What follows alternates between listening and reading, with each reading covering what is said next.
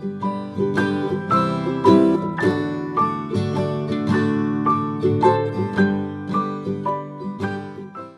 there, I'm Sneha. You are watching my channel Book Junction. In today's video, I'm going to share with you some tips on how to read a classic book to make the most out of it. So now without any further delay, let's get into the video.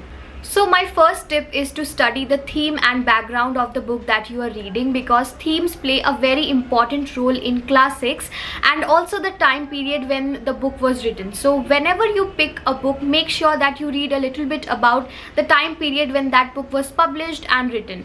So I'll give you a very simple example. So books that were written in the Industrial Revolution period are completely different from the books that were written prior to that period, and you will see that the landscape of a larger than life setting will completely shift towards the urban cityscape, and you will get to read more about the stories of working class people and their struggles. So these things are very important when you read a classic book. It's very important to know the time when the things were written. You have to understand the mind of the author. You have to understand from where the author comes. Only then you will understand the book completely. Only then you will be able to understand the characters. Now let's take another example of the book The Catcher in the Rye. It's a very famous book. A lot of people love it, but a lot of people also find the book overrated, and the reason why they find the book overrated is because they completely miss the point of the book. They completely miss the theme and the author's mind,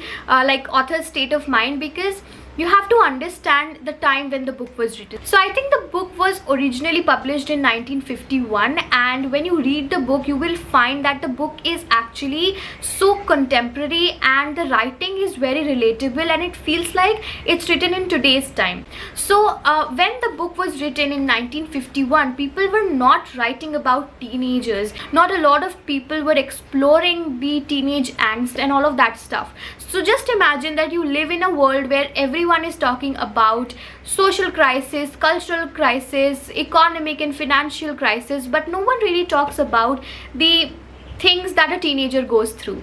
And in today's world, we have so many things to relate with. Like for a teenager, there are so many series, there are so many movies and books that are all about them, that explore their mind and their world. But back in 1951, there were not many books that were talking about teenage angst and teenagers. So when you read the book from this perspective, you will enjoy the book much more. You will understand the characters better. You will understand everything in so much more detail. So that's why it's very important to do a little bit of a study of the theme of the book and the time period when the book was written for you to make the most out of a book. My next tip is to study about the concepts that a book introduces you to. So for example, let's take the book Animal Farm. Now Animal Farm is an amazing book. It's an incredible book to understand politics, discrimination, revolution and power, and there is no other book that will make you understand these things in as much detail and in such an easy way. So when you will read the book, you will automatically be exposed to different ideologies. For example, communism. So when you start reading about communism, you will be exposed to Russian Revolution and the emergence of communism in the Soviet Russia, and so many things will come up, and when you start reading all of these things, you will make the most out of the book. So when a book introduces you to a certain concept, read about that concept, explore it, and then you will be exposed to a branch of different ideologies and concepts. And if you don't read about them, then you will not be able to understand the book properly. So that's why it's very important to go ahead and study by your own about these concepts that a book introduces you to.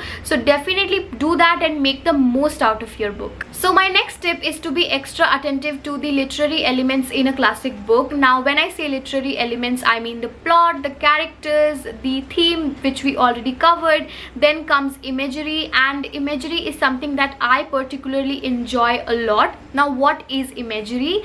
So imagery means visually descriptive or figurative language. So while you are reading a classic book, you have to pay attention to such things.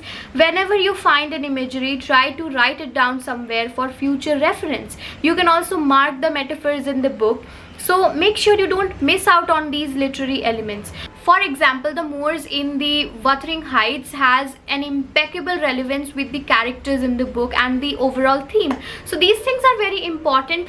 And my last tip is to practice writing literary essays. I already have an entire video about how to write a literary essay, and you will find every detail in that video, so I'm not going to repeat that. I will give the link of that video in the description. Check that out and practice writing literary essays. Trust me, it's the best practice ever. After reading a classic book, just sit down and write an essay about a particular thing in the book, maybe about a particular metaphor or about a character. It's something that you practice by yourself. Alright guys, so that was all for today's video. I really hope that you enjoyed watching this video and found it valuable. If you did, then definitely hit on the like button and subscribe to my channel. Do not forget to click on the bell icon so you are notified with all the further updates, and I'll see you in my next video. Until then, bye bye.